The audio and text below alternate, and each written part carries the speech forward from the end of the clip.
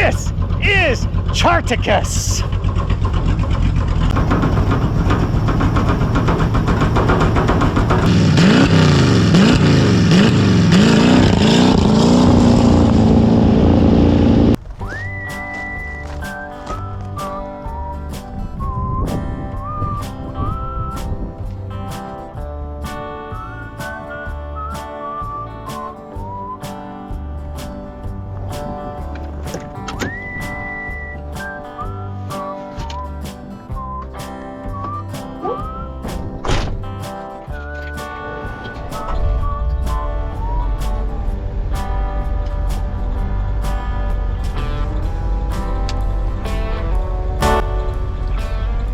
What is up, everybody? We've got our frozen pizza.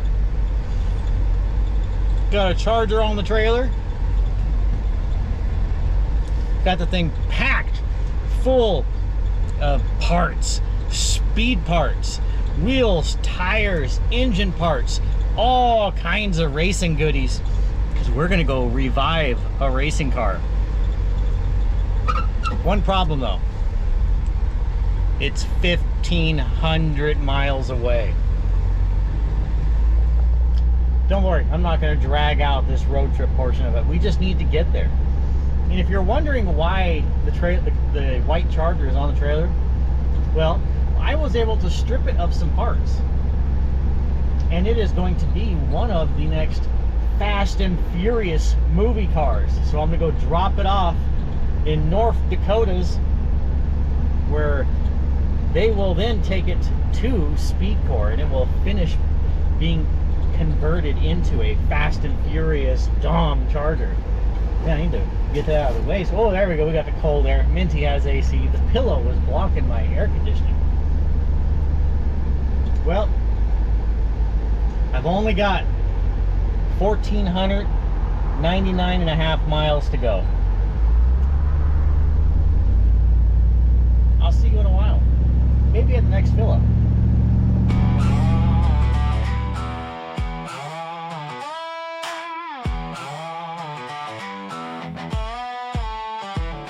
I rode through the valley where the lost souls lie. A past full of ghosts, a gun by my side. They left me for dead, carved my name in stone. But a man like me don't die alone. I am at the halfway point of my venture. Actually, let me grab my phone. Forgot to grab my phone. So I am in Rawlins, Wyoming. This is the halfway point of where I'm going to in North Dakota. If the weather's nice, I'll always try and stop and visit a car. If you guys have seen this channel for a while, you know this car. It is a 1968 Dodge Charger, and it is in there.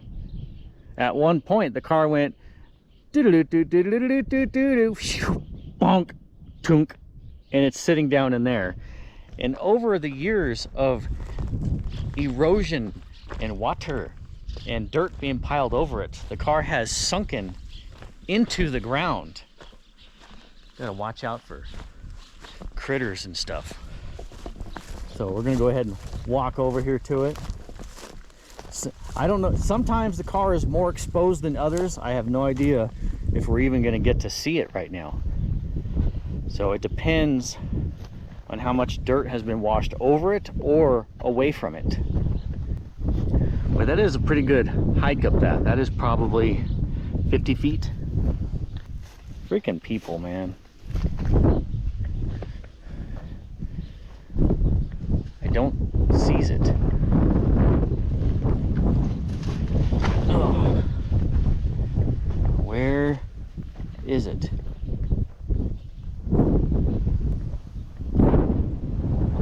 Has it finally been swallowed up by the earth, or is it under this mattress?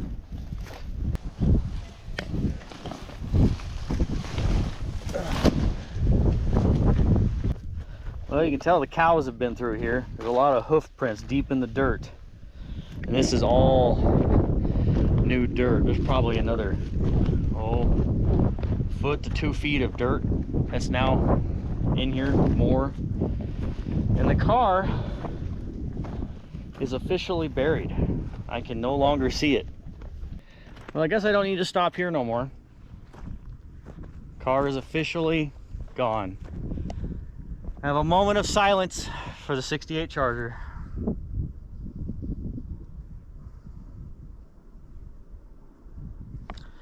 Okay then, on we go.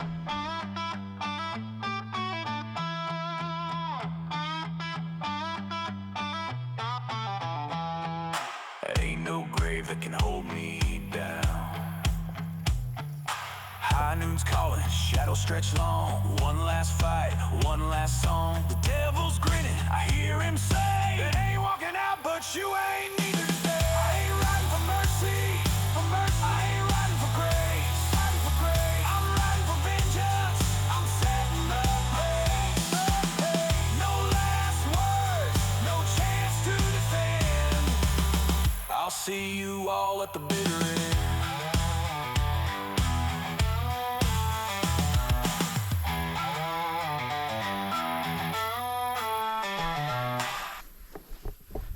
Minty has made it to North Dakota. I think it was like 1,650 miles. I took the long way because I stopped and hung out with buddies. And I have arrived at the storage location of my dirt track Charger. It used to be over there, but I told Mike to get it the hell away from his trees because you've got smushed car. Actually, there's a tree laying on a car right now. That's just a big branch. I think the lime green duster's okay.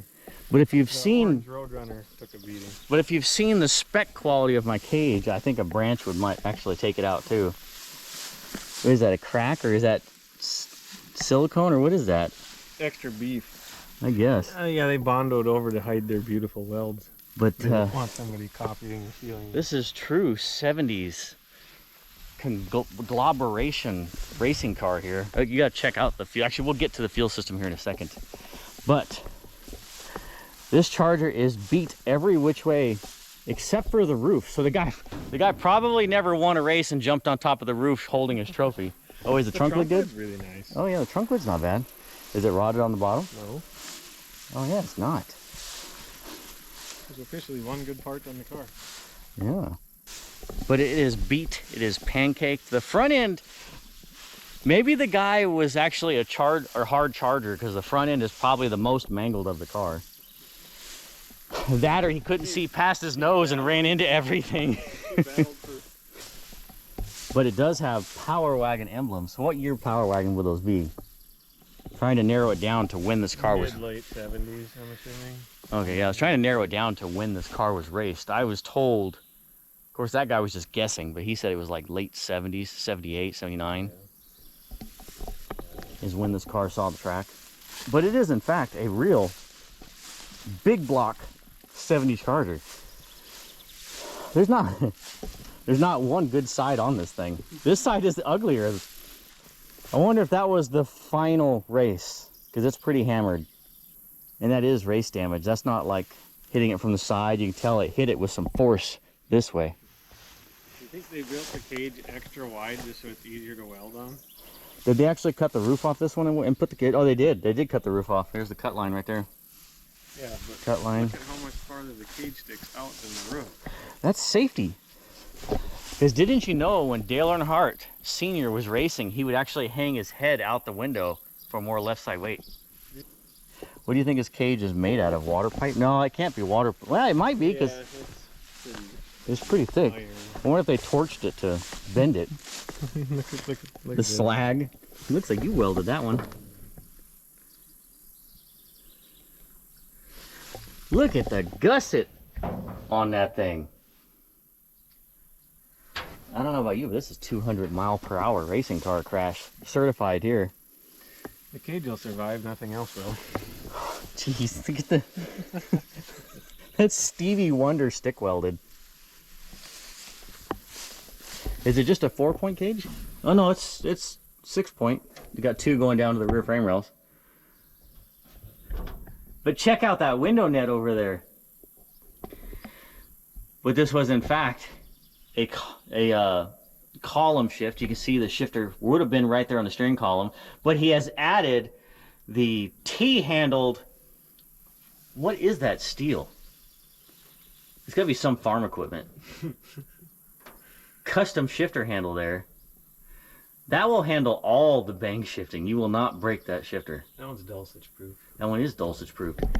And Dulcich watches this, so he just heard that. That was a compliment. Compliment, yeah. Yeah, Dulcich, we're not making fun of you. We're giving you compliments on your bang shift ability. And it's push button start. Look at that. Got the push button start. Yeah. You need a tool for that. Oh. Man, they cut the dash bar off at one point. I wonder if this cage was out of a different... Oh, wow, look at the... So, it's only 2 door bars, but it has an additional, like, 3-inch door bar. Actually, yeah, right there where that hump is at. Yeah, I'm assuming the cage is out of a different car. That's probably why they cut the roof off. Yeah, that's probably why they cut the dash bar out, too. But it's amazing that they still left the VIN number because, you know what? I got a title for it. I do like that it has a headrest. Oh. Man, you didn't put something over my carburetor?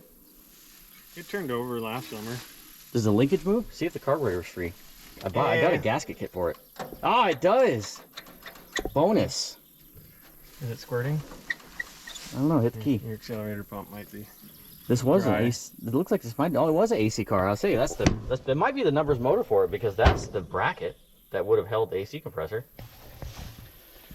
Manual brakes.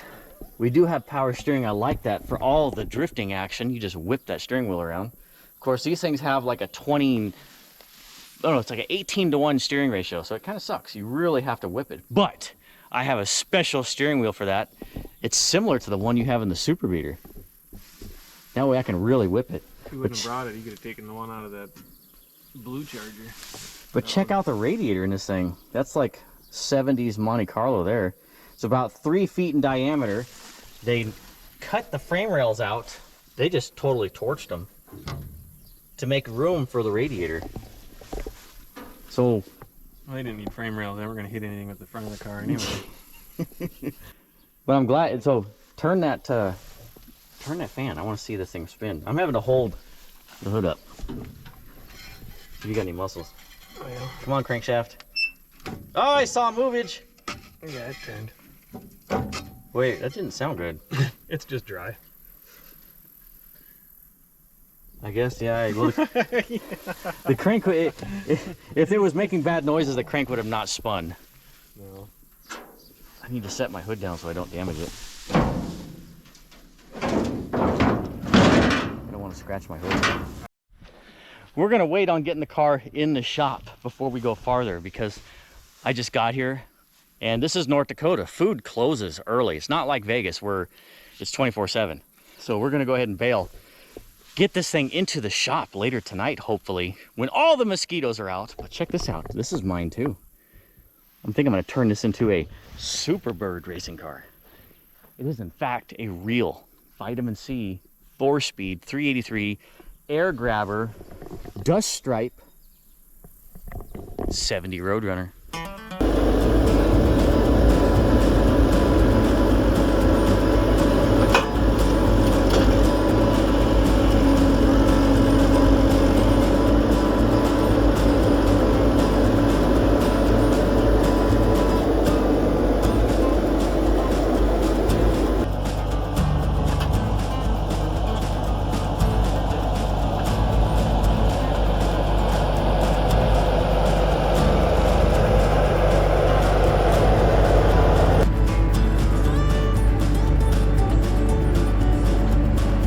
I just had to see something. Go ahead, put it there.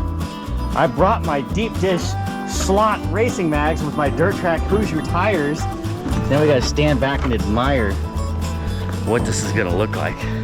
It was pretty poopy looking before, but now it's racing car. It looks so much better.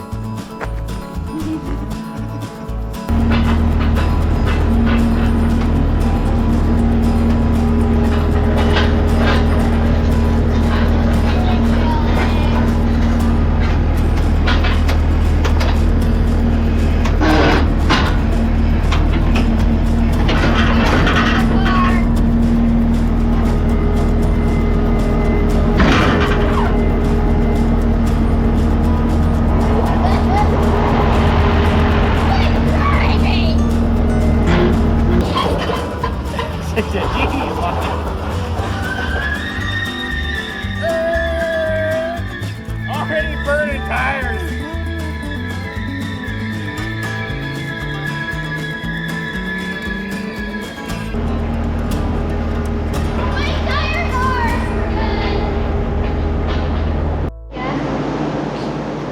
A whole new everything. New everything. Yeah. Body needs to be having a new body. If you look in there, Colt is the camera guy. We'll see how well he does compared to Derek. But it's missing a steering wheel, but I have a racing steering wheel right here. Ultra small, so that way I can whip it back and forth for quick handling action. But I'm thinking, Mike, what do you think? Probably use the hood off first thing?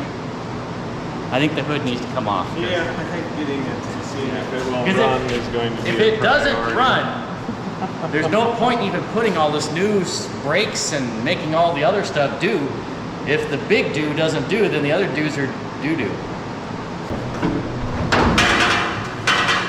This is already falling off. It's not a very lightweight hood for a race car. I think folks, I mean, should I just get a battery, or do you want to plugs and lube? Does it have a battery cable in it? The battery cables are inside. They run through. Is there a hole in the pan? Did you put a hole in my pan? I doubt it. If I did, there'd be a big puddle under the car, and there's not. Yeah. See, bone dry.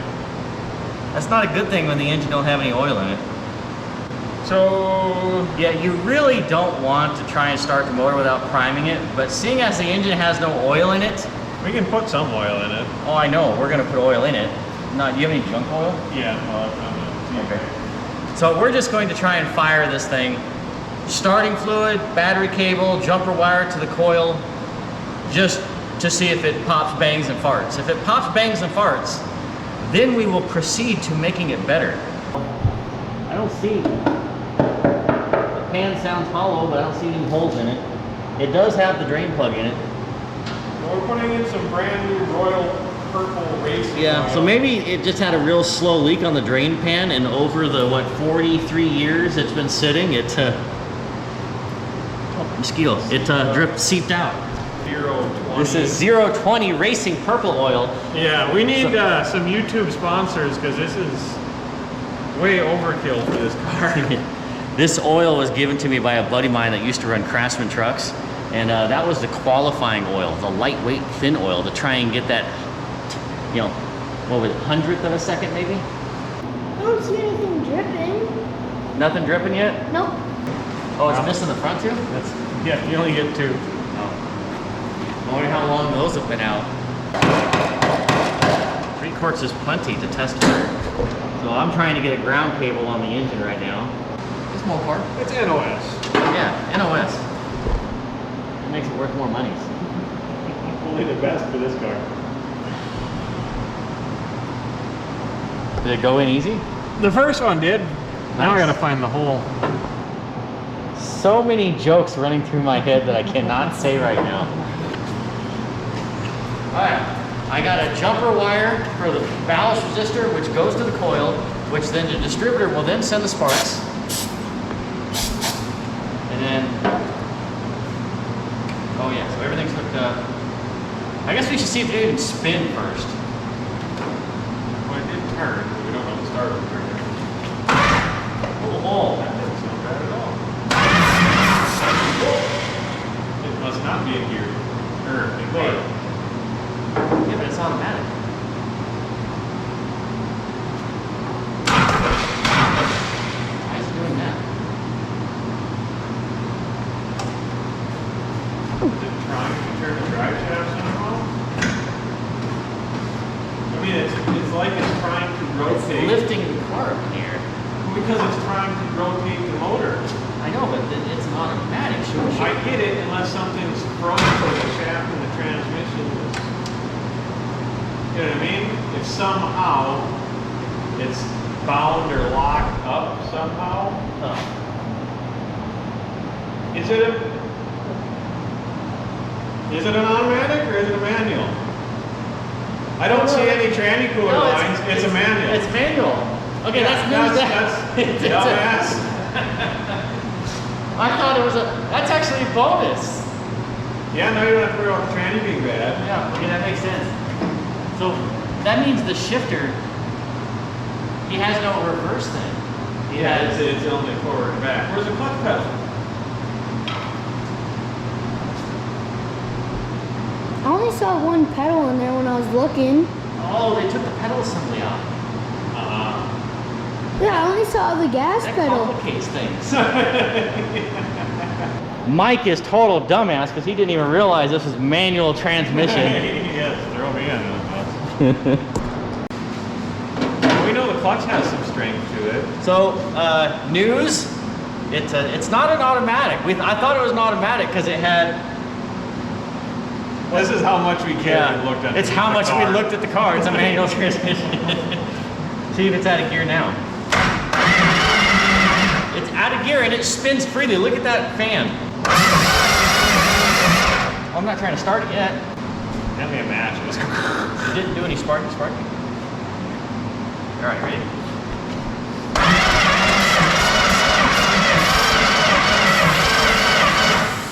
No. It didn't do anything. Do we have spark?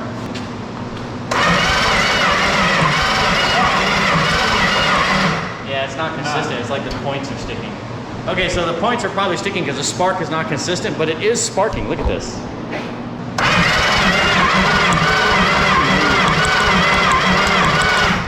But that is not enough to fire anything. But the engine actually sounds like it will fire. It sounds like it kind of has compression. It is not terrible. Video about No, it was sparking consistently. I think the spark's just a little bit. Oh, it looks like the closer you get it, the better it was, or the more consistent. Well, the gap is pretty big. Here, let me look at that, actually. You can just file it. Well, hold on, I'm just gonna... I don't think it's almost like they're not even touching them. Just farther away, it's like the spark is weak. Here, if I spin it over and you move this up to it, you can see it's got a lot better spark. You know what would give it a lot more spark? And eliminating that. Yep. So if you jump the ballast, it will get way more sparks.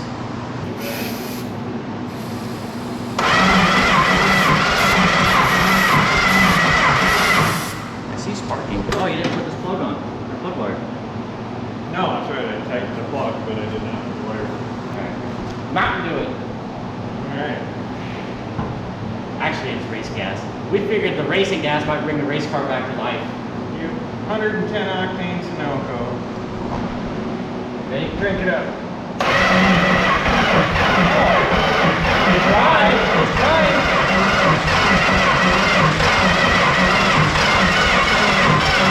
Come on. There was one cylinder that tried a few times. I wonder if the lifters are just like completely collapsed or How good do you think your wires really are? negative. Or some of the other plugs that have been in there for Yeah. a bazillion years. There's no telling what these plugs look like. But it tried. It's going. It's spinning, and it tried to fire on one cylinder. It'll take a little bit because it didn't sound like it's got a ton of compression. No. I'm sure some of the things are stuck. It's tired, yeah. Or not tired, it's probably stuck. That, and who knows how much juice is in that battery. All right, it was cameraman Colton's bedtime.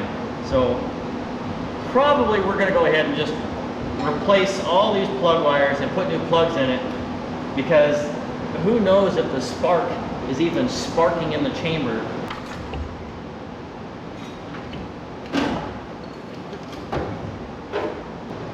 Okay, to make us look less stupid to the Mopar gurus out there, which we know Mopars too, but it has an automatic steering column in it. Actually, I pointed that out earlier. That's why we just assumed it was an automatic. And there was so much garbage all over the floor that you couldn't even see it was a 3-speed transmission.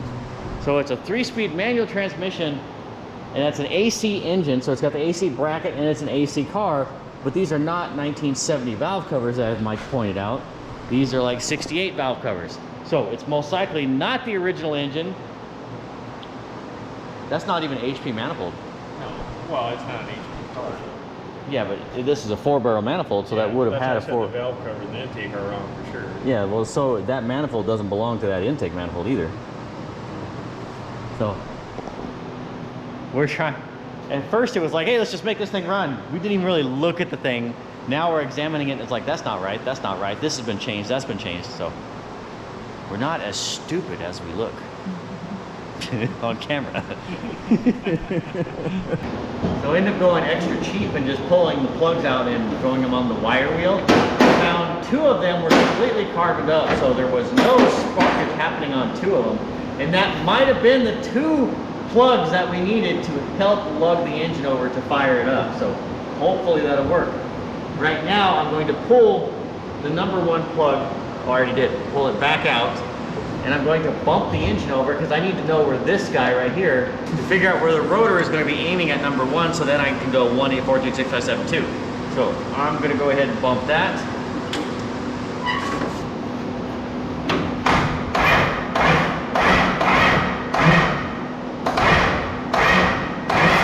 Right there.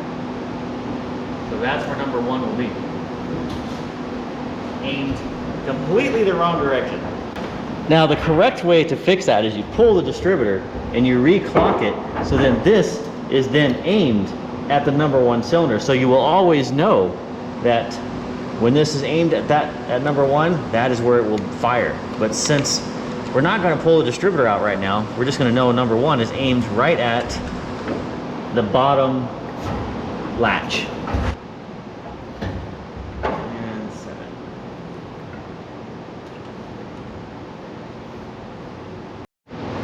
You want to give it some Mountain Dew? I'm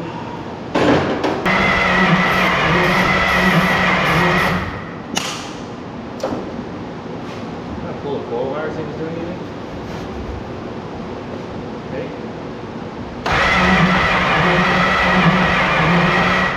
Nothing. What'd you do? What did you do? So I found the points were not pointing very well.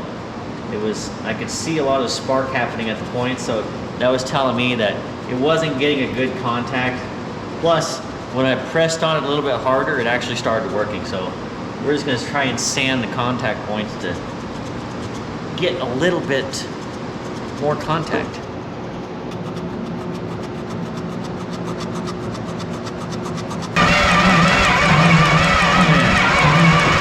Yeah, yep, better. Do the do. You want to do the cranking? Come on, baby, fire up.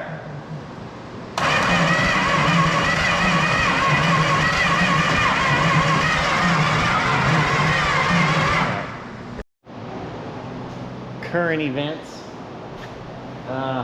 Put another battery on it because we were thinking maybe the other battery was going dead, but actually it almost seems like the engine is just getting tighter and tighter and tighter and making more grindier and grindier noises. So maybe why this car was parked is because the engine just hurt. Yeah, it's got some flash rust on it. So do the lifters. Yeah. In the cam, well, it could be like old burnt gas on there, you know what I mean? Yeah. And yellowed. It might have had some moisture in there. You're gonna have to drop the oil, I think. Yeah. Are we gonna be able to get that? But if it runs, it only needs to run for 30 minutes or a couple laps. Yeah, I was gonna say 1,600 miles to Vegas. No. All right. Insert.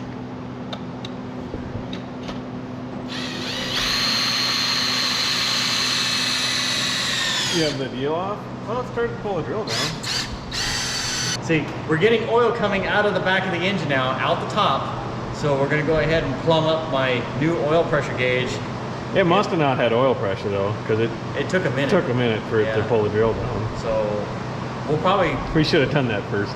yeah, well, I was hoping it would just, wah! If it would have went wah, it would have had enough RPM to then pull oil and do everything.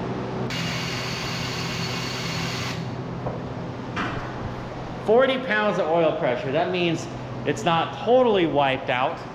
So we're gonna go ahead and bump the engine over and allow oil to get into all the orifices, because there's 2 orifices in the camshaft that will line up with a porthole that will feed oil to each side of the rocker shaft. So we're gonna bump, bump, bump, bump, bump, and keep the distributor, or keep the drill spinning to keep the primage happening.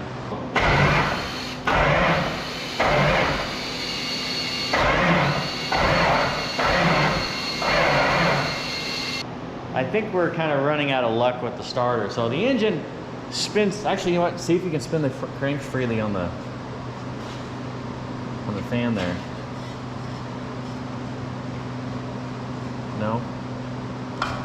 It's tighter than it was before. Is it?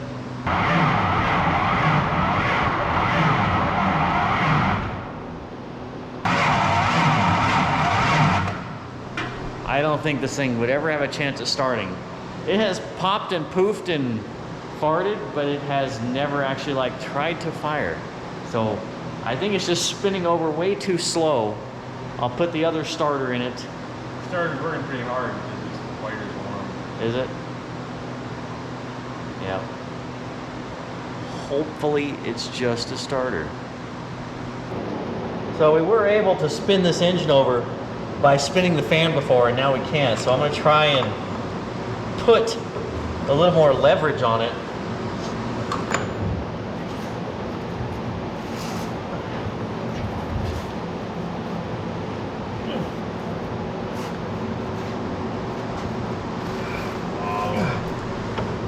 I don't think the starter is the issue.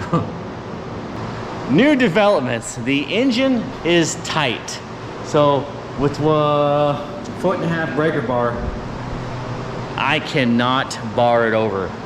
So Mike was in charge of spinning the engine over, so therefore he owes me an engine. Well, you can see we can spin that one 3-3 over there. So this is the 3-3 that is out of the super beater, which this engine is also locked up. If you had seen the shenanigans we had fun with in this car, which this now has 440 powers and 500 horsepower. We overheated this engine several times, but this engine did run good.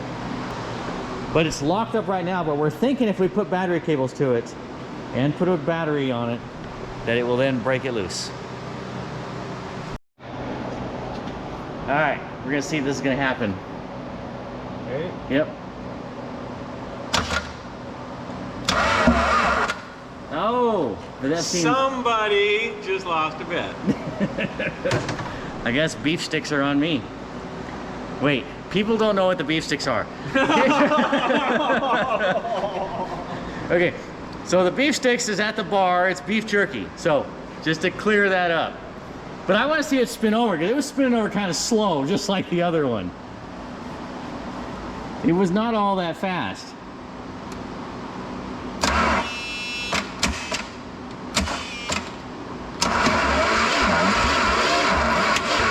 Yeah, but the distributor's all bent and shit too. That's banging around. Try it now.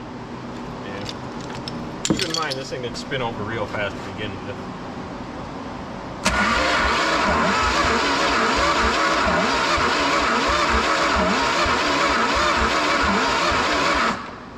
Okay, it's faster than mine, but it's not great. Well, I'll put a wrench on it and see how it turns. Oh, okay. Compared to... It's tight, but it turns. So it's not... It's better, but not great. Well, Yeah. Stupid car.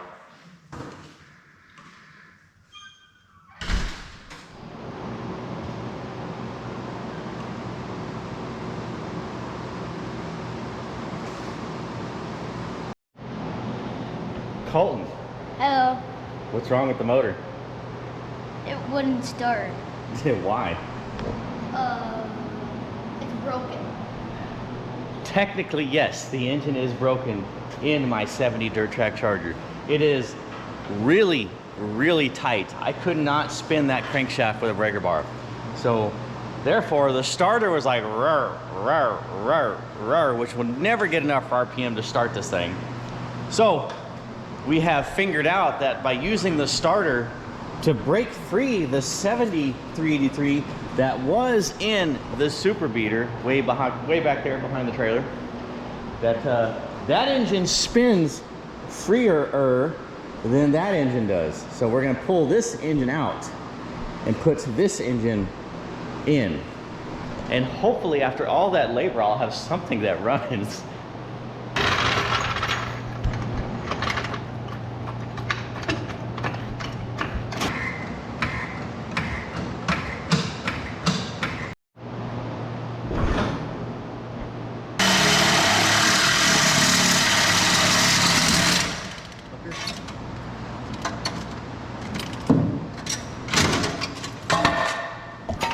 So, more developments as I try and get all this seaweed out from under the car, or at least where I'm working anyway, is this is not a 3-speed. It fooled me because it had a 3-bolt pattern shifter on the top, which is typically 3-speed.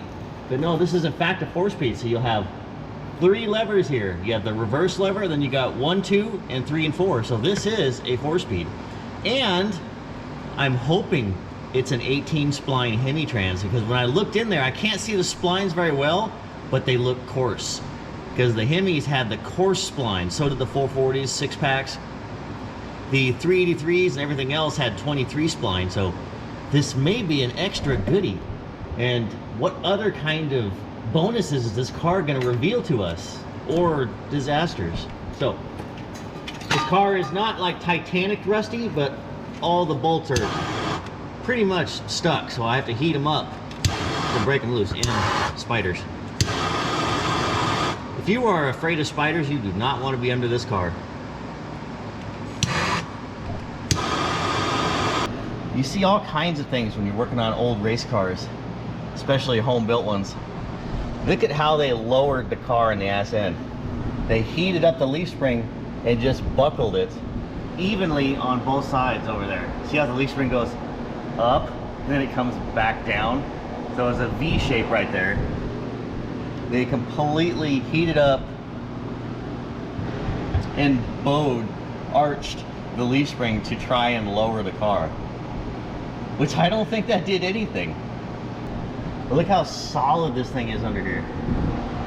This car is actually pretty good. Yep, he's taking his truck now.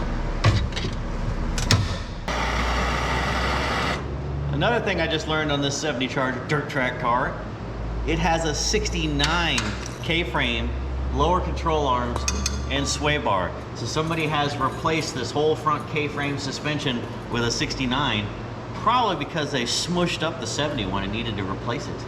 But another thing that is a surprise on this 70 Charger.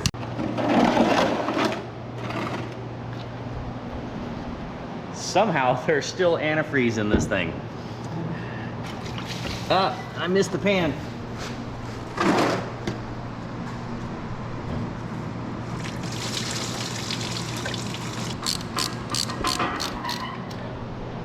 Maybe this is a reverse rotation engine because they got the torque chain on the passenger side, see? That's to keep the engine from flopping over from massive torques from the big block. Or just the engine from falling out if they flip it over maybe at 200 miles per hour. The trunk is always a good spot to put your parts. So, and I realize you guys haven't even seen what's in the trunk of this thing yet. Oh, that doesn't work.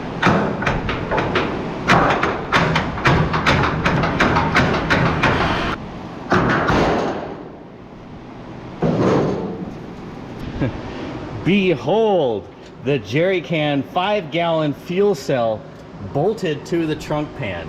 That is, it sits vertical. But that is what they did to make this a race car back in the day. Oh ho! Look at this! Oh, that is, okay, hold on. They had a coffee ice cool can for the fuel. It would come out, it'd run through here that you'd fill with ice, and then that would run back up to the fuel pump. A little bit of trickery, because when you cool the fuel and it gets to the carburetor, it actually adds horsepower that condenses all the molecules in the airs and makes more horsepower. Cooler air charge is better.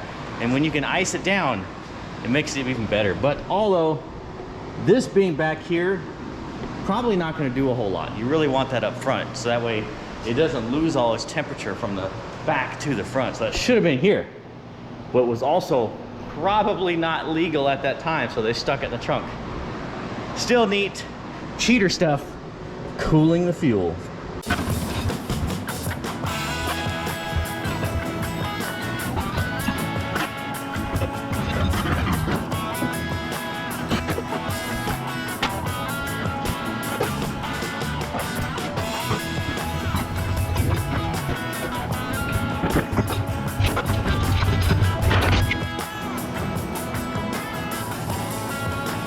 Forgot to cut the umbilical cord.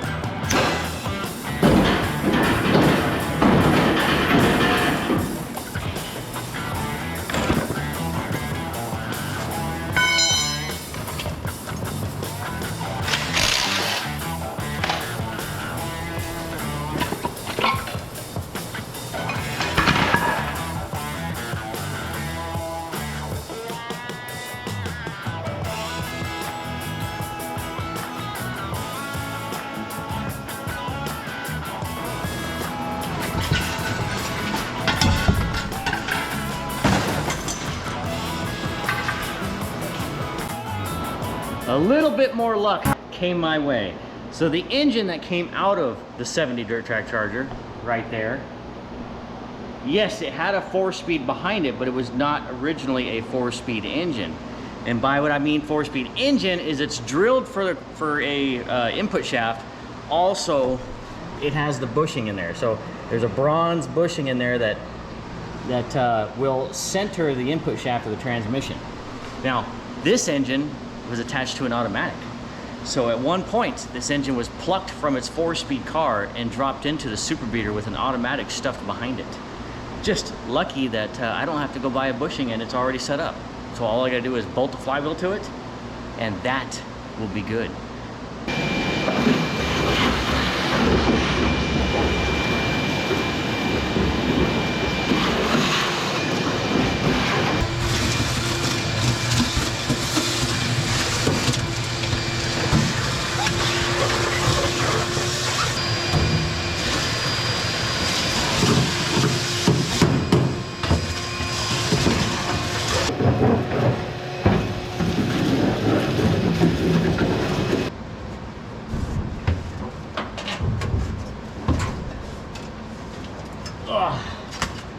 All right, it's a little bit cleaner.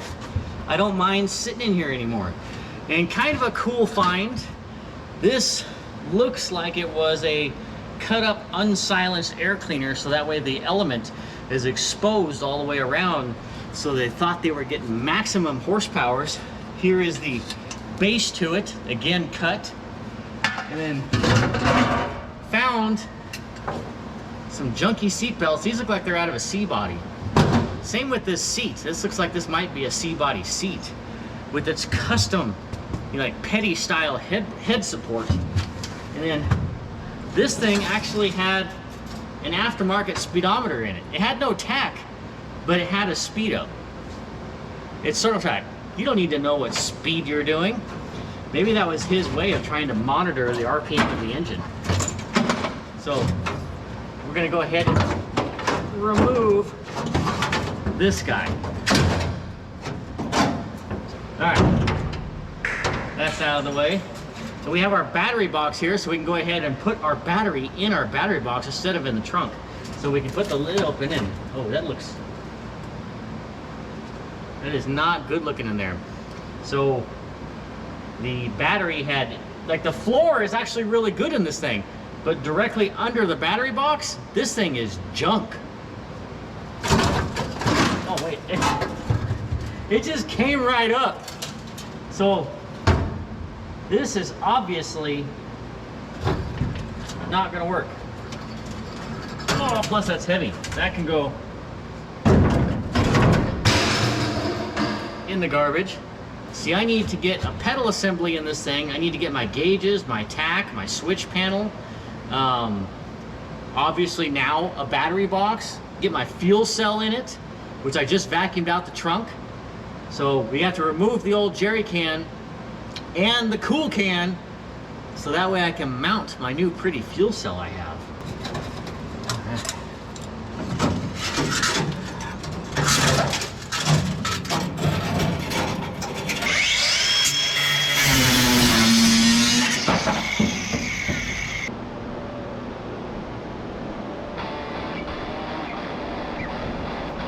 Oh yeah, time to make it look more like race car from the inside.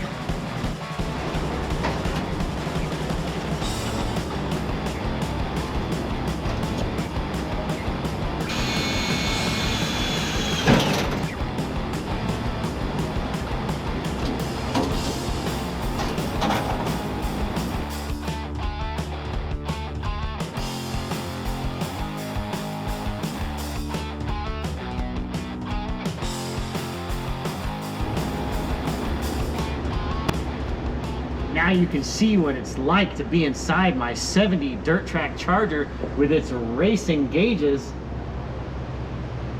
Of course, it doesn't exactly feel like race car when you see stuff like that, and that, and that, and that, and that, and that, and that, and that.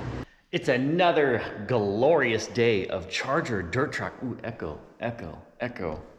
Anyway, Charger dirt tracking. I'm going to try and tackle the brakes today. Yes, this car does not have functional brakes, and actually, technically, it has permanent e-brake right now, parking brake, because all 4 wheels are locked solid, just probably from rust in the drums. I see it all the time. The drums get built up with rust. The pads then bond themselves to the drums, and it's just garbage. Everything inside those drums is most likely 100% garbage. But I have replacements for that, and I put those together back in Vegas, knowing that everything on this car was junk, including master cylinder. And then you'll see this long slinky-dink line. So as you're working on somebody else's racing car, past race car, you start to find all the little things that they had done to it that they thought was an improvement, or maybe it was, maybe it wasn't. This one, however, I know was an improvement if it worked. See, this brake line here is actually supposed to go to this wheel. But when you're dirt tracking and you're trying to throw it into a corner on a car that notoriously pushes anyway, and you go into the corner, you hit the brakes, and that right front tire locks up on the dirt, most likely because this was Montana, that car is going to plow. It's going to push. A tire that is locked up then turns into a ski. And on the dirt, they don't like to turn that well. So what he had done is he pulled that right front brake line, and he had kinked it. Not once, but twice, and 3 times. Yes, there's 3 kinks in there. We got 1, 2, 3. So he was hoping that would seal it up. And maybe it worked. Maybe it didn't. Don't know. But I know shutting off that right front brake on the dirt really helps on corner entry. So I had told you before about the kinked or bent leaf springs that they tried to do to lower this thing. Well, what I didn't see, because it was dark under the car earlier, is they had also shortened the shackles to the point where there is no suspension travel. I mean, those shackles are like 2 inches long. So, and shackles rely on free moving forward and back. So when you shut that down to only 2 inches, well, now you're only getting this before that leaf spring hits the frame rail. And then with that kink there, you know that happens sooner than later. So again, good idea, poorly executed. One cool thing I saw though, let me put my flashlight right here, is he made himself a custom 4-point harness out of the factory seat belts. So you'll see these are his 2 shoulder belts, factory seat belts. Well, those are attached up to the cage, and then right here, this is kind of cool. I thought this was neat. Can't use it because it's, you know, rotted and stuck and junk now, but so we have our main lap belt right here. This is what would have went click into the side. Well, then you have, oh no, wait. Here is the main lap belt. Yeah, so that would go click into the side. And then you have your 2 shoulder belts. So you got one there, and you got one here, click, click. And those have been cut and sewn to create a loop around the original lap belt. So, cool idea, properly executed.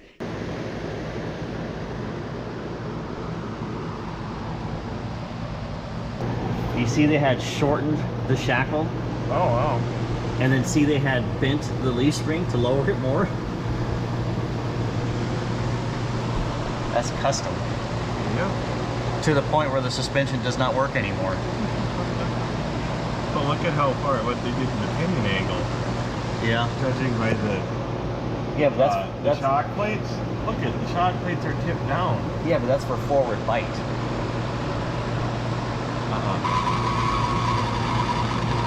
All right.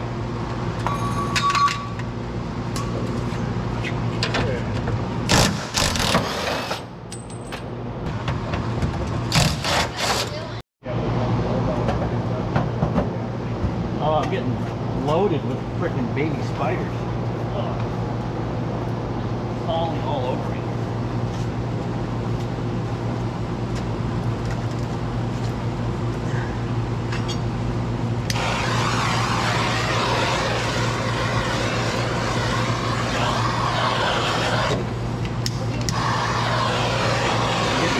I'm getting bombarded with baby spiders trying to burn them out.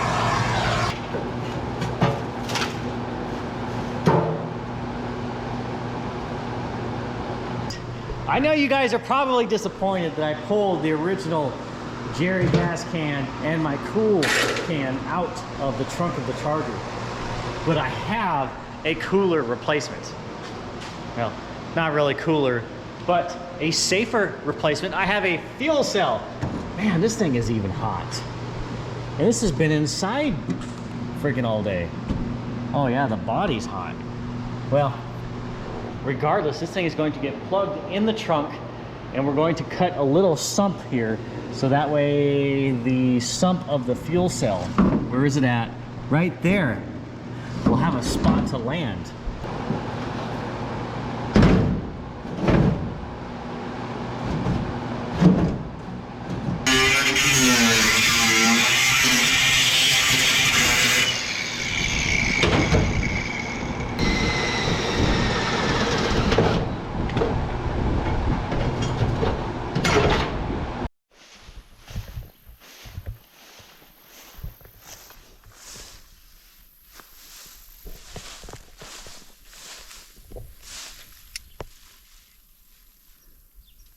There is a pedal assembly there I can use, and it would be easy to get to, so I'll probably come back for that one.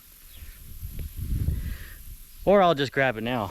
Side note, 318 dual 2-barrel. This was also a 69 Charger. Was, still is, but pretty well foobarred.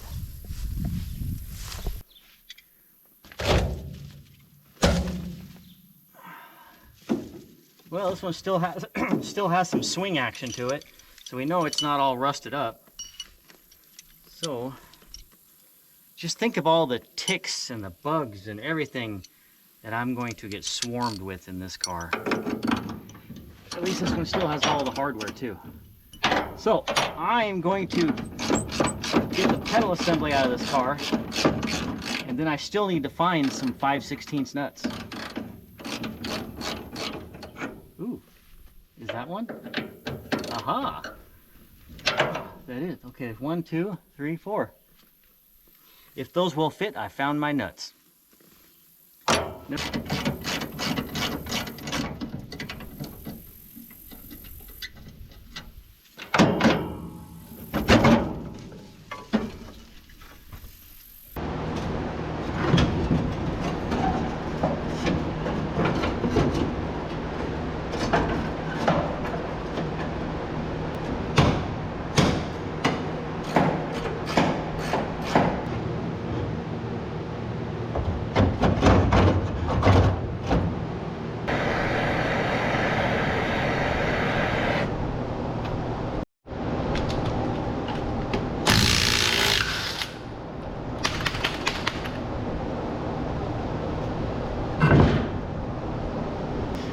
Man, the humidity and the heat is draining the energies. Over time, rust will build up inside these drums, especially if the car had been underwater at one point. You know, like the water went up to like even with the hub or something, and water got in there and just soaked and moisturized and rusted up and titanicked everything in here. So then the pads are basically bonded to the drum. Well, shoes are bonded to the drum, not pads. I know some people were probably thinking, I'm gonna correct him on that. But no, I corrected myself. So the shoes get stuck to the drum. Everything inside here is garbage. I don't even want to waste the time in trying to fix this. So I'm going to just knock this whole spindle off of here with the brakes, hub, lower ball joint and all, because I have a disc brake setup here. So this is actually a setup that a buddy of mine makes, Vlad with Invincible Machines. So this is actually a Ford Explorer brake setup, but he made brackets to convert it over to a B-body, so it'll fit the B-body drum spindle. And as you can tell, it is high quality Brembo brakes on this, but we're gonna put it on here anyway. I just need to, I just need to mount my lower ball joint to this and knock this off. And same thing with the other side. And then for the rears, I have a whole new backing plate drum setup assembly because the rears are also foobarred.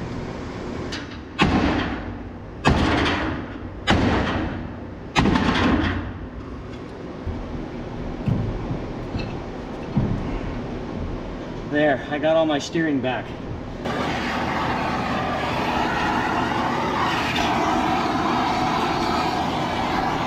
Spider check.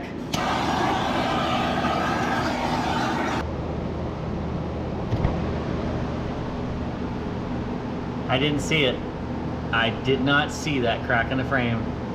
That way I can just keep on going.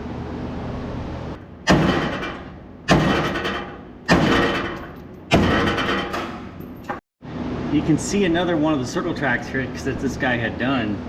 So you loosen the ball joint and then you space out the ball joint. So he's got a big thick washer right here to try and get more negative camber. Just more things that my circle track mind is spying on. I am back from dinner. A couple beers later, burger and fries. It is cooler now because it is not sunny outside.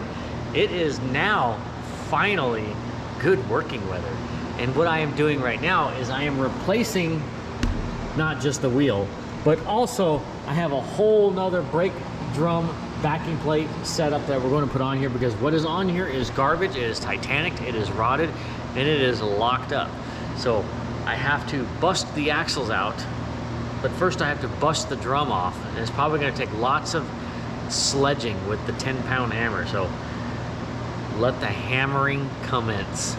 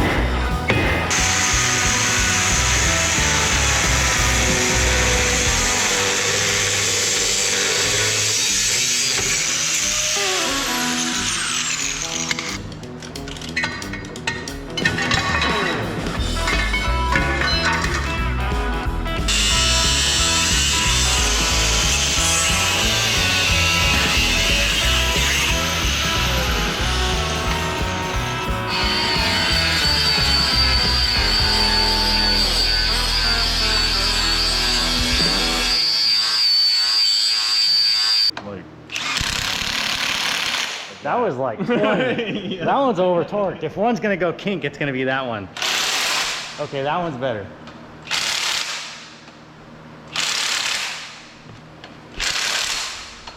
So if you're wondering why we were grinding the flywheel, I will show you my disc if I haven't already. I might have forgot.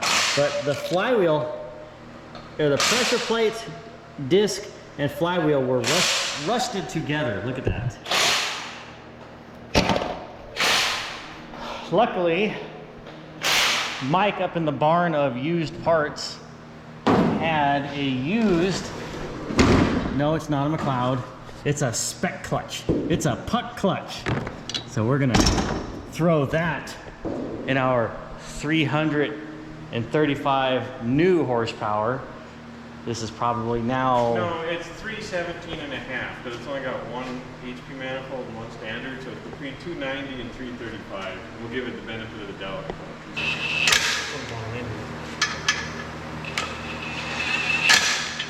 I always kind of like hold the pilot tool and make sure it's centered.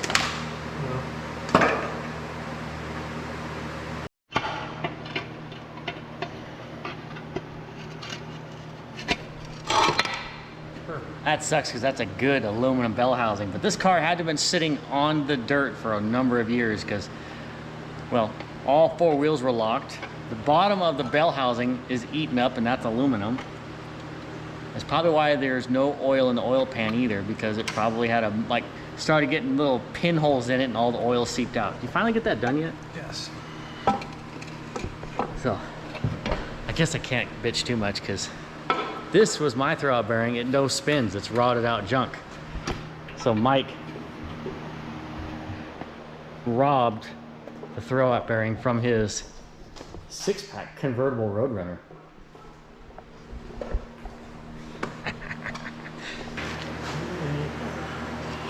For a second, I thought you were gonna put your ass in my face. No. You need to come this way, Mark.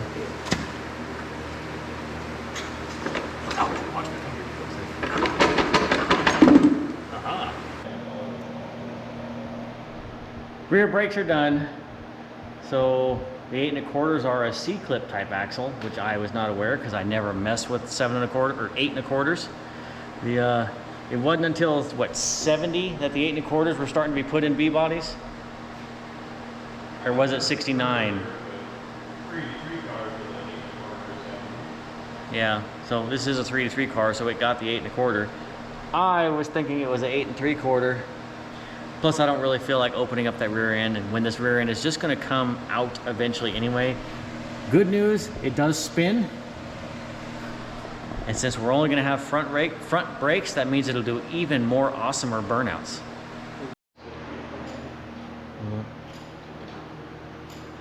It's past midnight, I'm tired, but we're gonna go ahead and stuff the motor in. So that way I can come out here all freshened up and ready and bolt parts to it. You must be tired too, you pump like Derek.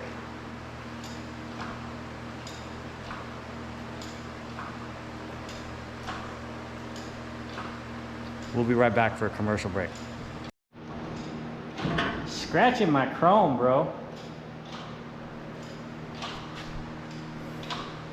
You're going direct to me. Even after the commercial break, you're still pumping.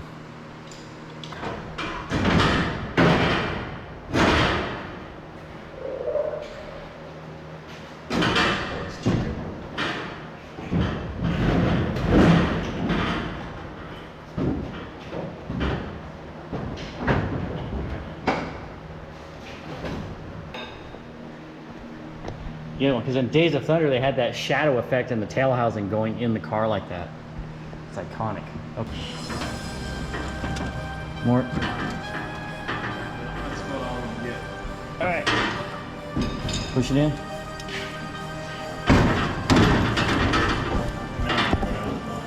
All right.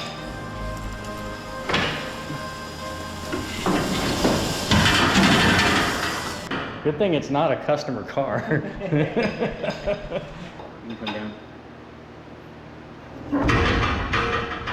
It's got to rotate, so. There it goes.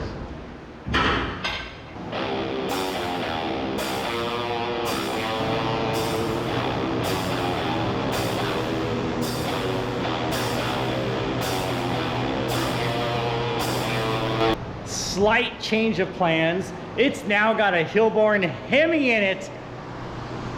No, I'm just kidding. The budget can definitely not stand for that. But it does have the Super Beaters old 383 now resting inside of it. Ah, one can dream, right? It was cool looking anyway. It made some really cool looking pictures. I need to get on mounting the battery. I need to do some plumbing.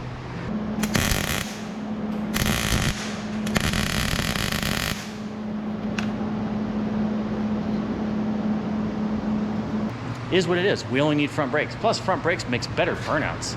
Just makes it a little bit harder to drift. Got to use more throttle action.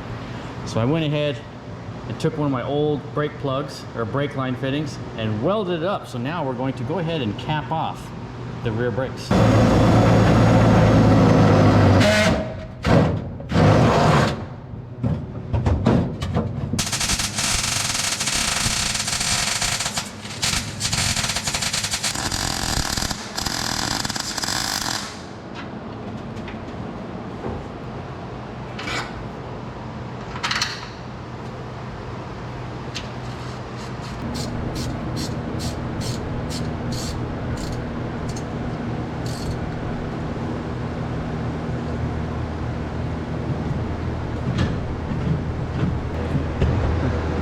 That is the sloppiest shifter I have ever put my hands on.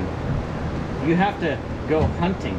I don't think it really matters which location this is at, because I can grab reverse over here, I can grab reverse over here. So yeah, that's 1 and 2, but at the same time, oh, there's reverse. I don't know, it's just not, oh, uh-oh. Am I stuck in 2 gears? Nope, I'm not. I'll have to make it do. Okay, let me get you guys all caught up on where we are at this moment in time. So the car is all wired up. If it had a battery in it, I could hit the switch and boom, it would fire up, hopefully.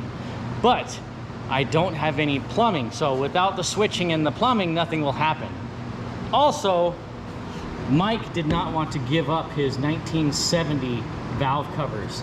So instead, he has replaced them with some rusty, dirty chrome valve covers, Morosos.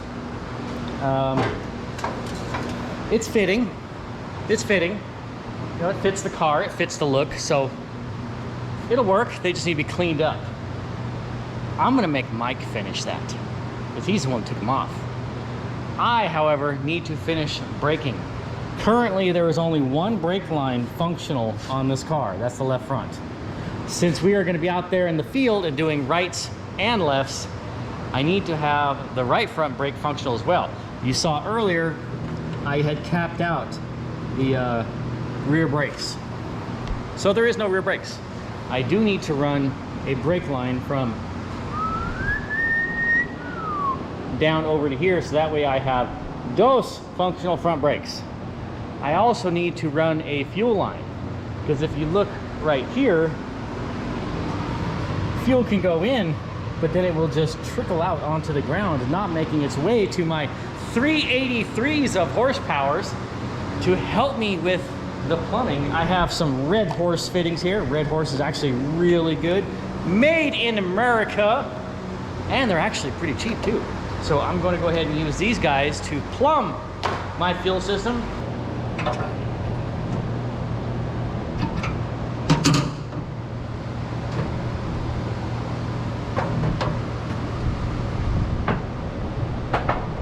Charger quarter panels are excellent to roll out your piping on. Look at that.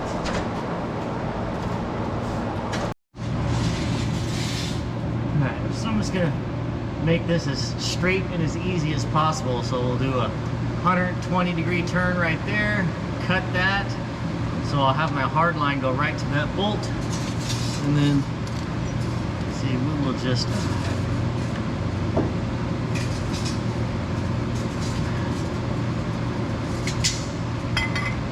that'll go right, that'll start right there. Then from here we got to start going up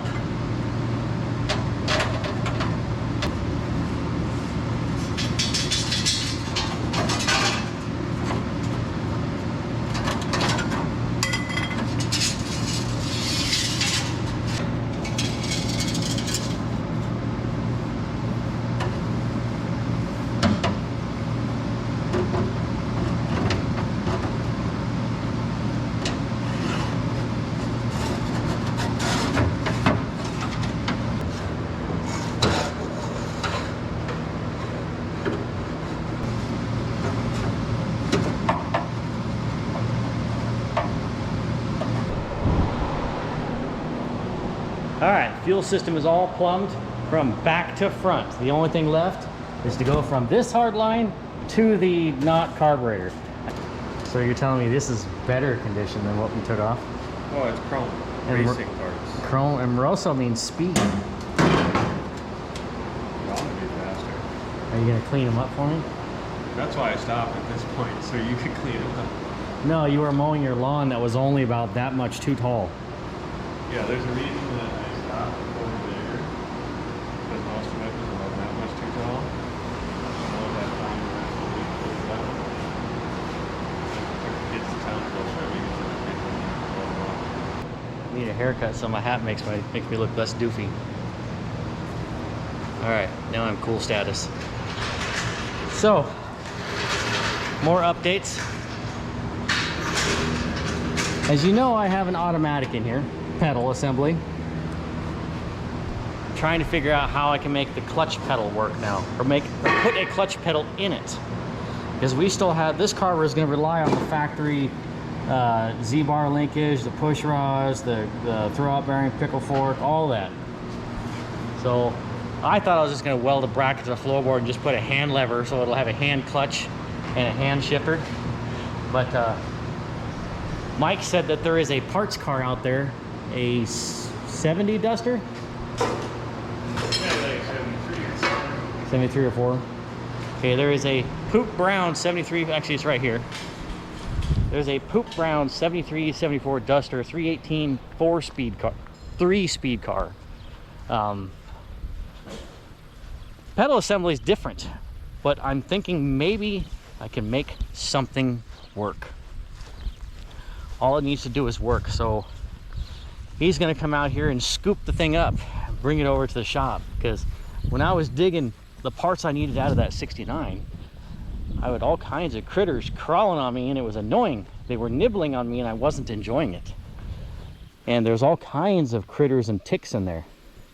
So he's gonna scoop it up and dump it in there. So I'll only get bit half as much.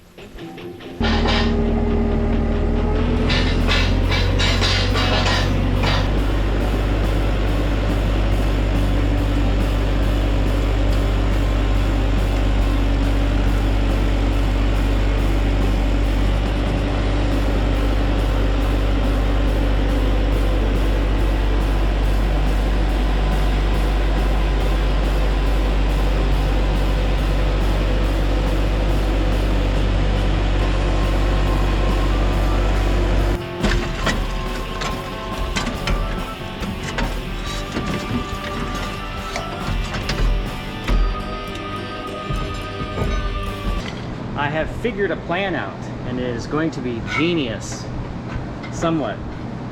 So I've got my 8-body pedal assembly. We're going to split it in half down the top. We're going to remove the brake pedal, then we're going to cut the shaft and basically just use the brake pedal there this side, and then we're going to weld a washer to the end, and basically that'll be the pivot point. Then we're going to drill 2 holes in the firewall and find something for the front to weld to. In the meantime, I'm going to cut the spring off.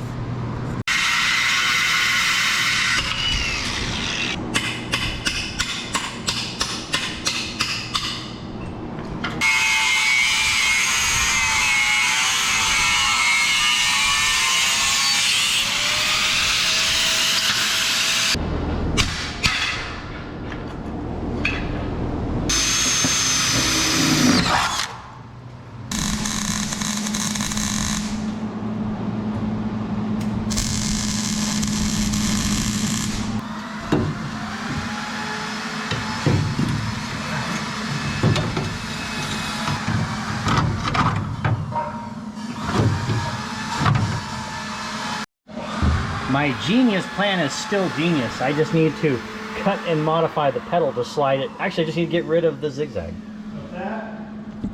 I'm not talking to you. Keep working.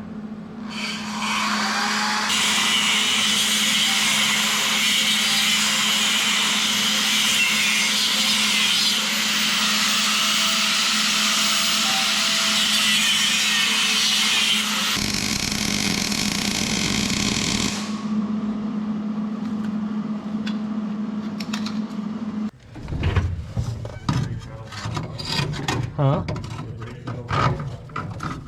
No, from the A body setup.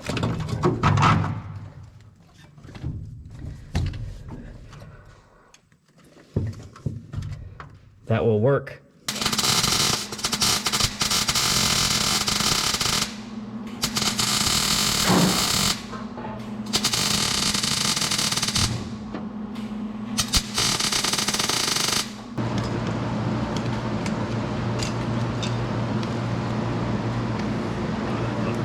Oh, that's why the secondaries are stuck. There's a mud dauber nest in there. Well, it's not look bad. No. I think this can be cleaned up and make all of 335 horsepower again. All right, my A body, B body, clutch pedal conversion Frankenstein deal is done. Mike's getting in the car right now. Like a rookie. It's your first time getting in a race. Well, actually, I know it's not your first time getting in a race car. Look at the shifter placement on that thing. Hold on, let me get the other side. Needs adjustment. There's no adjustment. That's in gear right now. That's why I brought the other shifter. All right, let me get under there. Does it feel like a normal clutch pedal to you? Drive shaft spinability. All right, clutch in. Aha! Wait, what's that noise?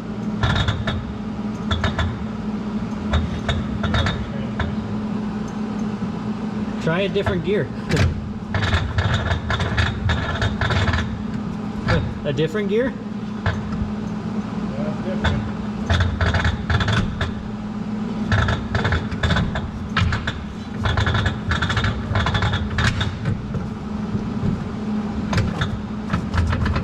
Is the clutch out? Yeah. Damn it. What do you think that clicking is? What clicking? I'm ignoring it. One of us is a dumbass, and it's not me. I didn't do it. So we can't ignore that clickety-clackety sound, because turns out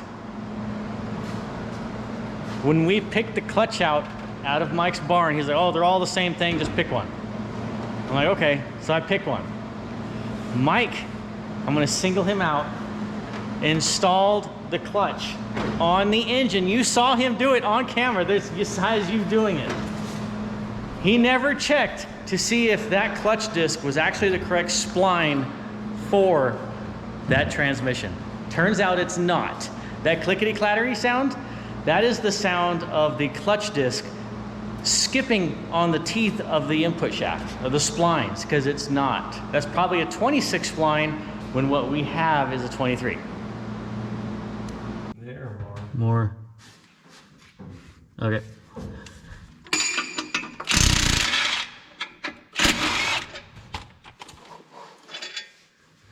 Rotate.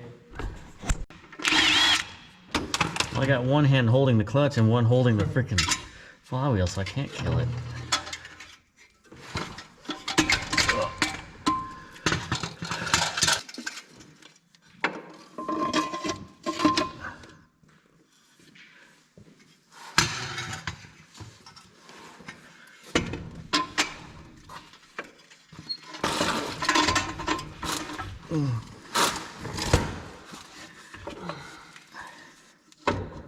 Well, do you want to get a bolt or two bolts into that, and then we'll spin it upside down, and then you can slide the clutch in and use the alignment tool and then get the rest of them in?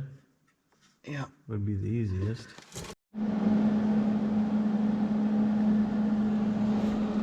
Don't do that. Snapped a bolt in the flywheel, did not feel like tearing everything apart, so C-clamped it and welded it. Hopefully it sticks. Don't do that. Morning! Well, after that snafu last night, I decided I will go ahead and clean up all the tools and start fresh today. I even took a shower. Alright, well, I can't remember if I videoed or pictured it last night, but yes, one of the bolts snapped on the flywheel, and I welded the pressure plate to the flywheel on one ear, compressing it with a C-clamp. So yes, that was done. Don't do that, but it was done. Things that need to happen now, I need to make a right front brake line. I'm waiting on a radiator to show up, and we are getting close. Like, it's almost functional. Yes, there is more. I remembered. Exhaust. Got to make this thing sound cool. And I have an X pipe to make it not sound like farm truck. And I was going to run the exhaust out the sides. So I have a brand new pipes exhaust system. But we had a huge thunderstorm and rainstorm last night, and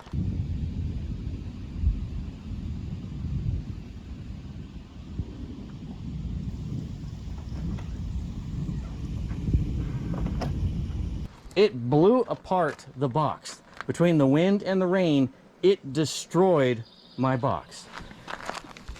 Oh, sorry pipes, but you know what?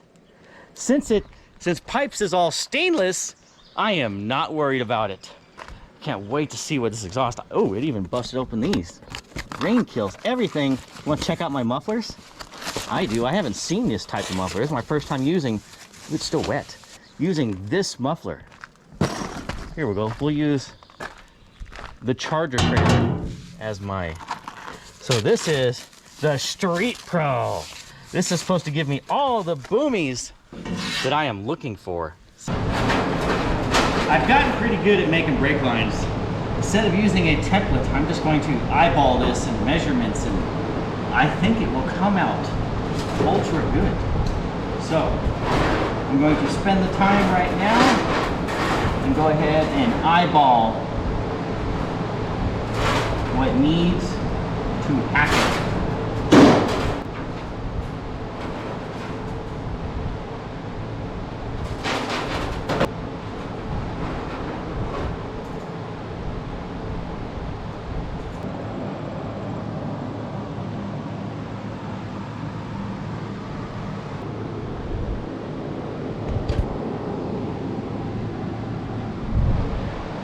Not bad for a quickie brake line. Maybe I can put brake fluid in it now.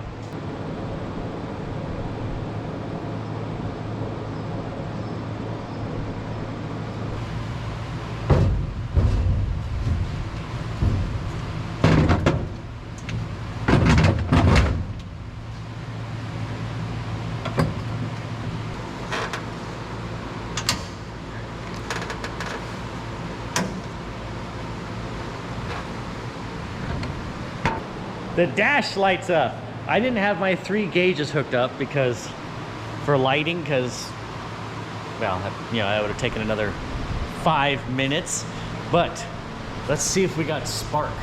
See, this is an electronic distributor, so I don't have to run a ballast, which means I'm gonna get extra sparks going to the coil.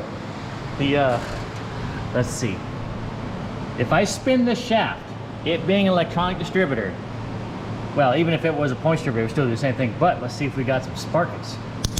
Oh yeah, all of the lightning's power. Man, I wish Mike was here. I would tell him to like loosen one of those coil bolts and then like, pow, zap them. But let's see if this thing works. Haha! That thing works.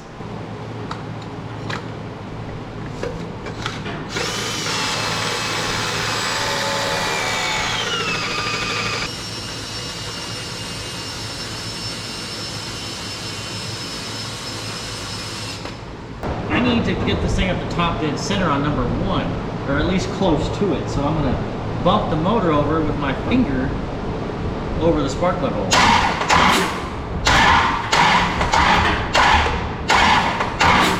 Alright.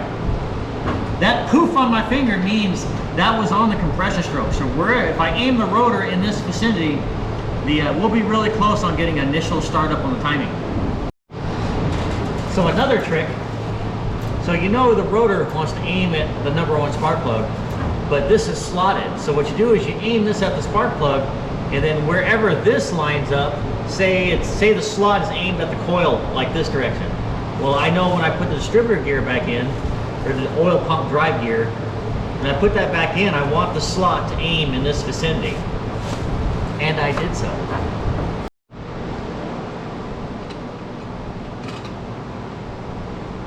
Carburetor is installed. It is semi-rebuilt because we didn't exactly have the correct gasket kit. So we just cleaned it up, slapped it back together. Hope it works. And then I've got my ignition system all done. It's plumbed. It's got Earl in it.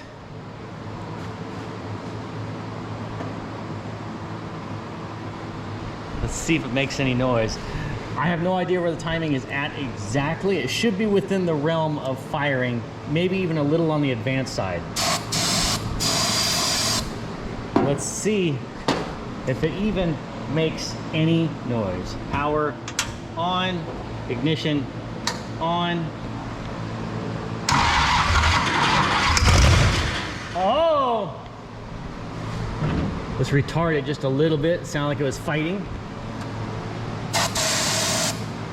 I think it's gonna run. Here we go.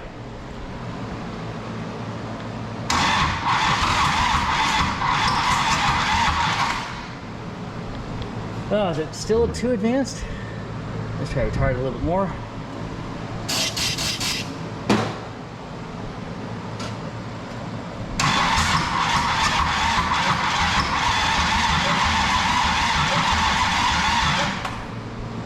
Come on. I know. We'll open this sucker up. There.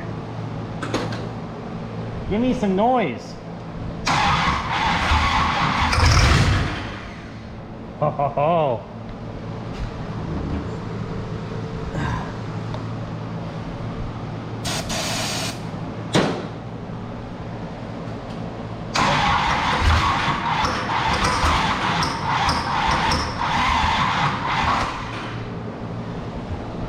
Okay, maybe the battery needs to be charged a little bit. Round 2. We'll try this again. I forgot to plug the vacuum ports on the sides, but that's really not going to do a whole lot. Let the battery charge for a whole whopping 5 minutes. Let's see what it does this time.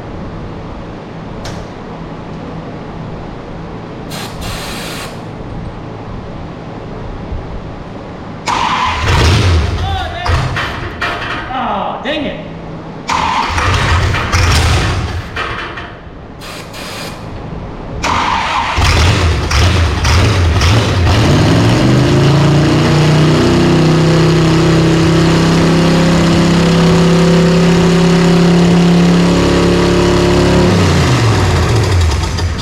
Yeah! It runs!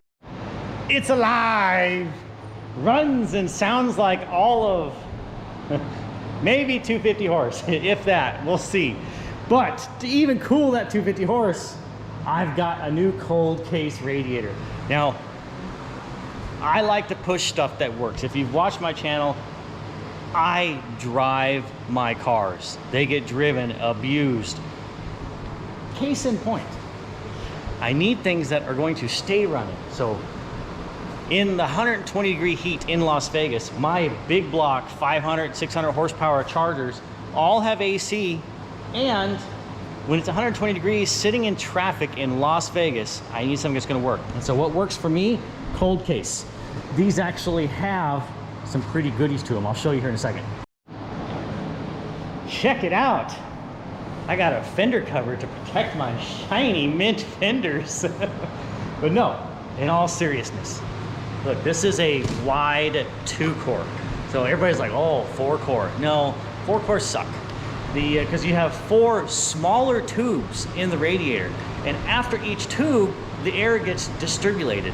And so from the front of the radiator to the back of the radiator, the air gets slowed down 3 times in between those cores. And no good. You want the air like Speedy Gonzalez through the radiator. So if you look here, I don't know if you can see inside it, but there is just 2 cores, real wide, 1.25 inches. And see, there's only 1 gap in between them So there's not as much disturbance of the air. The air can flow freely through this. And I have noticed this on the highways and high speed stuff because you want the air to go through it as fast as possible. Get a good radiator. You will not regret it. Now, I gotta try and figure out how to put this thing in there. Oh, I forgot to mention, since I like to save my followers money and give them advice, if you go to Cold Case and you use the code Junkerup, just Junkerup, Junkerup. I think I spelt it right. Junkerup. Use that when you're checking out and you will get discounts and free shipping. So be sure and do that. Now I got to figure out how to make that fit that. But I don't think that farmer steel strap going back and forth is going to be in my benefit. I should have knocked that forward before the motor was in it. Stupid. I had me an idea. So walking through the yard of donor cars, see, we got a body there, and I was like, you know what, I can cut the core support areas out of that and use that. But then I was like, it might be a little weak. Plus the bottom of that core support is completely junk, just broken off. So as I was walking through and I'm looking at all these, look at that cool 66 Charger race car, I was like, you know what, I looked, there's a Super Bee down here, and I was looking at that and I'm like, nope, core support's junk. And then I came across, I was like, I just need 2 strips of metal that are pretty rigid. And I was like, what on these cars could I cut out that's pretty rigid and just strips of metal? And then walking past this car, it hit me, bam, rear support braces. But I'm not going to cut it off this car because that is actually a good donor platform for a 71, 72 Charger. So, plus that one's not mine. But I do have a car out here that I can cut rear seat braces out of, and I went and checked and they're still there. A 69 Charger, yep, the one that I pulled the pedal assembly out of. So we're going to go over here and we're going to cut the rear seat braces out of that. That will be my support braces to hold the radiator in place. Geniusness. Everybody needs junkyards.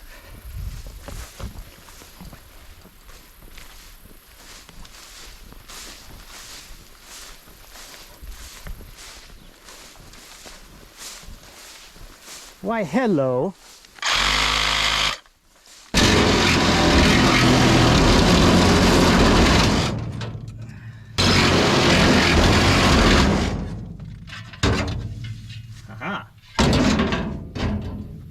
There's just critters and spiders everywhere, man. Ugh. Hell out of here. Oh, damn it.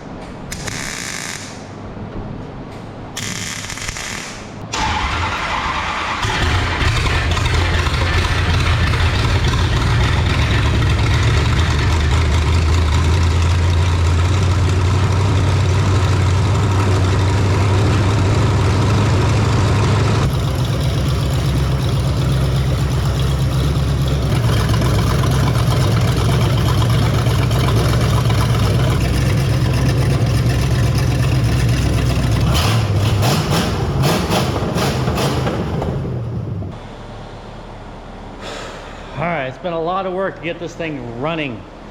Still not driving yet. Mike is actually working on that. He is mounting some wheels and some tires just 2 because I brought 2 Hoosiers already mounted on aluminum slots. I'll let him do that. In the meantime, guess what? It's exhaust time.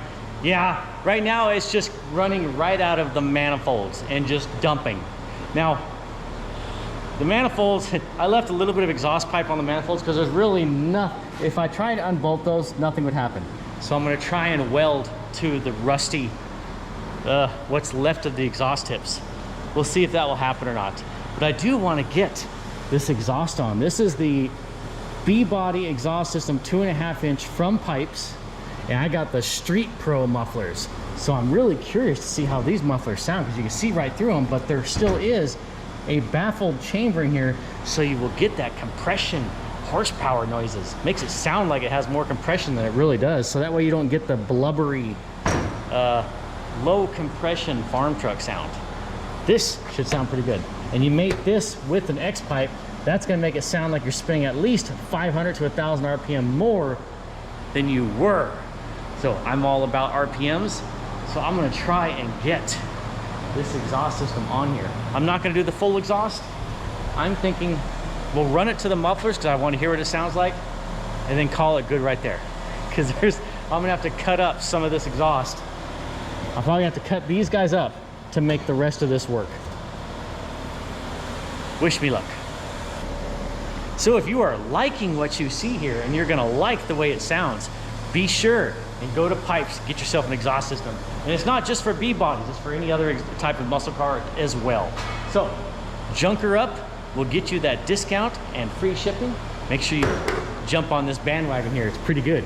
Plus, this all sat out in the rain for 2 days because there was thunderstorms and got rained on and the box filleted like a blooming onion. Guess what? It's still all nice and shiny because it's stainless.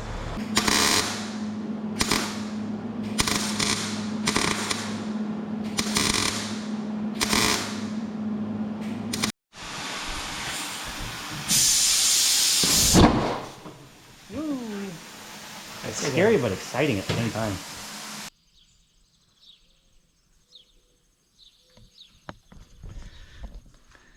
It's a beautiful morning. Oh, I wish it was like this every day that I was here. It's like 65, 69 degrees, sunny, it's calm. Everything is great today.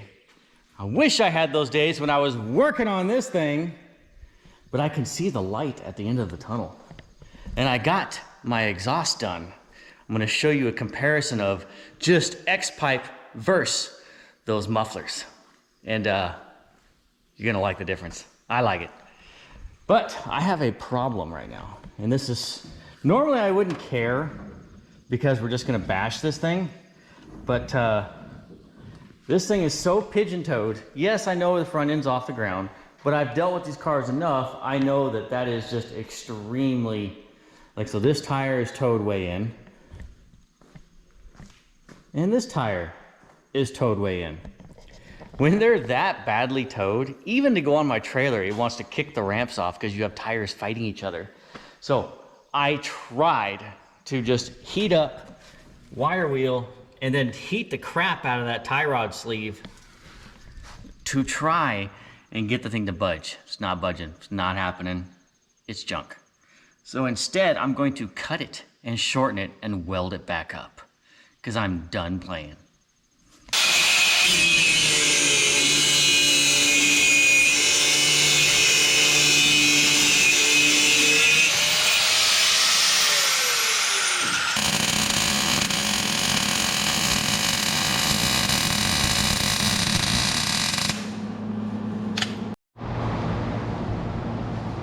Straight,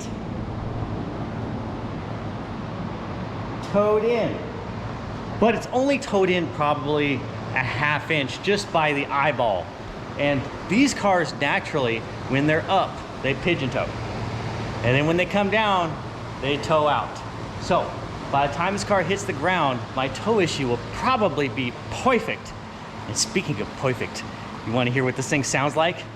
Okay, so right now I have I mean, I just cobbled this together real quick. This exhaust was not intended to fit what I have going on here, but I spent, you know, about an hour and made it work. So I've got it going from the rusty collectors on the manifolds, and then it goes into that glorious X-pipe, which that is a really nice X-pipe. And then just temporarily, I have the mufflers just on the pipes. They're just sitting on it. Like I can literally, oh man, rusty. I can literally just move them around. So, just so you guys can hear what it sounds like with an X-pipe and the Street Pros. And I kind of dig it. I like it. Let's go ahead and fire this thing up.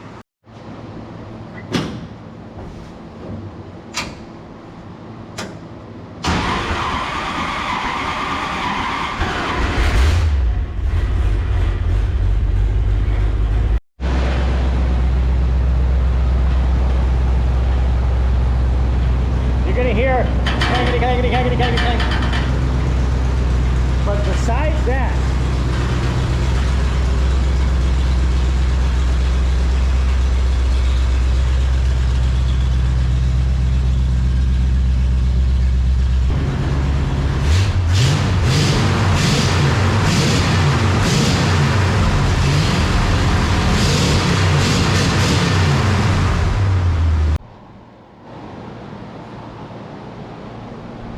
all right, got the mufflers off. Now it's straight X-pipe time. My favorite.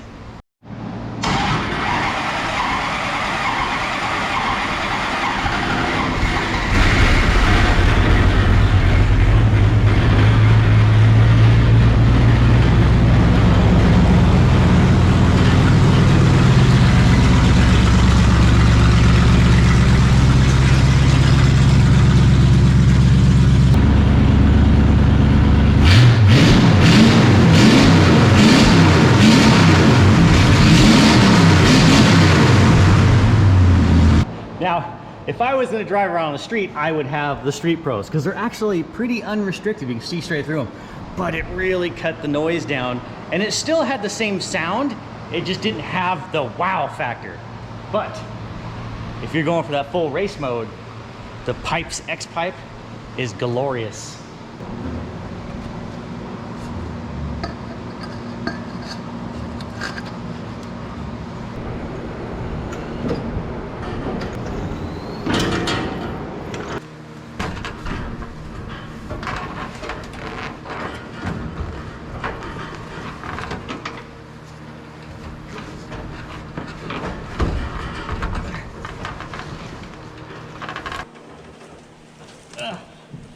Normally, I can get in and out of race cars a lot easier than that.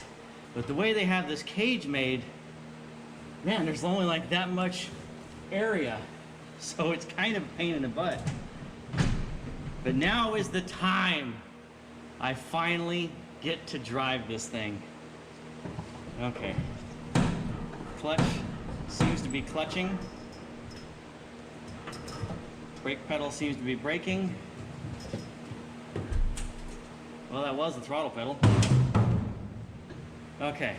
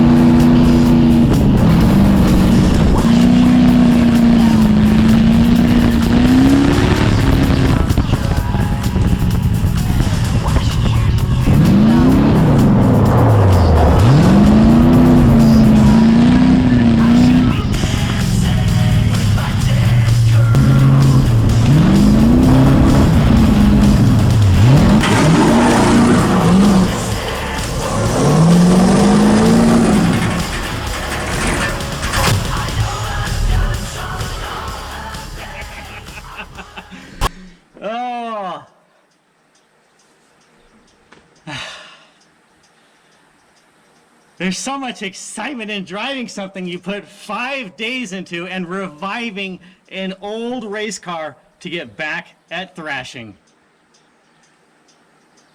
I'm just savoring the moment. Okay, more playtime.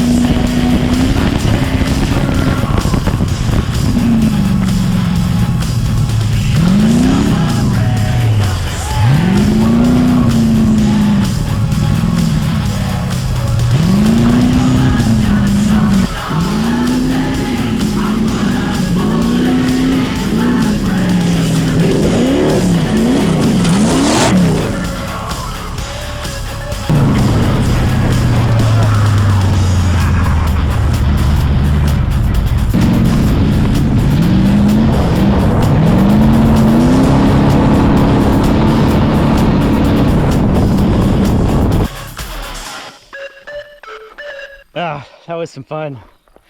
It is so much fun driving shitbox rear-wheel drive muscle cars, just thrashing the crap out of them. You will have the time of your life. And guess what? I'm gonna have even more times of my life in this. Ooh, the mud added to the properness look to it. I just now noticed that. Yes, it is more proper looking now. Oh yeah. We got the mud slashes. Oh yeah. This is probably like what Freiberger felt like with General Mayhem when he was out thrashing it. So much fun. You can just imagine yourself being Bo and Luke Duke thrashing down dirt roads. Well, that is the end of this episode, getting this old girl running and driving. But wait, there's more. A so-called YouTuber by the name of Dalton with this channel called Pole Barn Garage or something like that, he's on his way here right now. And he is going to be putting together another dirt track race car. And we are going to have ourselves a race. Oh yes. And I guess there's going to be a few other entries as well. The Super Beater is going to be in this race, and there might even be one more. So we might even have a 4-car beater muscle car race shootout here at the Delphs Ranch. It's going to be awesome. He is on his way here right now, and by my watch, he's 2 days late. But he said he will be here in a matter of minutes. So I'm gonna go ahead and tuck this thing away. I don't want him to see his competition when he gets here. All right, guys. Thanks for watching. And also, if you want to help out me and also help out yourself at the same time, go ahead and check out Cold Case and Pipes. You can get a discount and free shipping if you enter Junkerup. Also, another person that helped me out a lot and kept the wheels from falling off this thing. I called him, told him what I had, gave him the dimensions of everything. Boom, box was at my house. And that was Lug Nuts. Yes, Lug Nuts set me up with all new lug nuts. All shiny new lug nuts. Because I did not, well, we ended up stripping 2 because the studs on this thing were terrible, so we had to throw 2 away. We had to dig through the junk pile and get those 2. So, sorry lug nuts. We screwed up 2 of your nuts. Anyway, thanks for watching, guys. If you like this kind of stuff, tune in for more. Subscribe and like and share. Maybe we can keep the ball rolling on this thing because this is so much fun. Thanks, guys.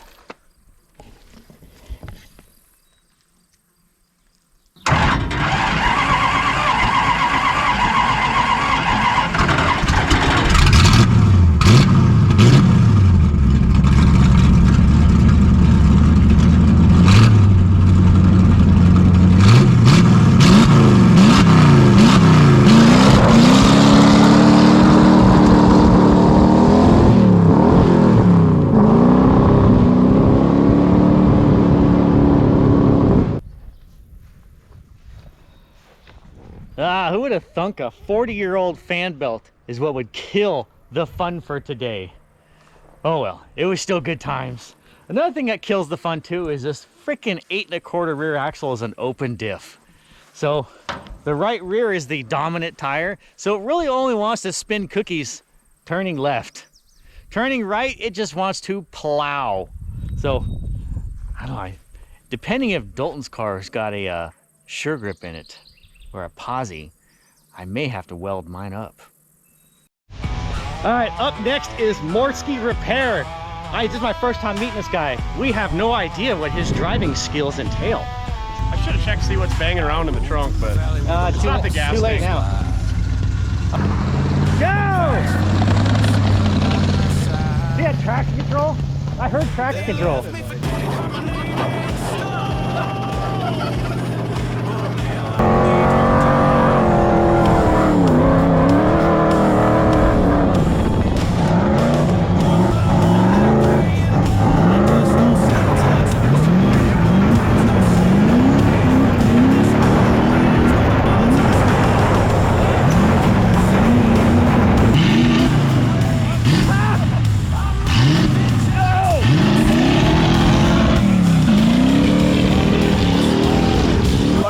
I get one more lap.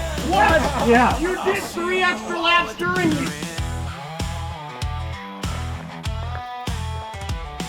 They took my land, they burned my past.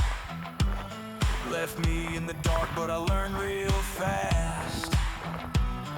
A loaded gun and a whiskey grand. Now they'll know how the Reaper grins. Sheriff's got a price on my head.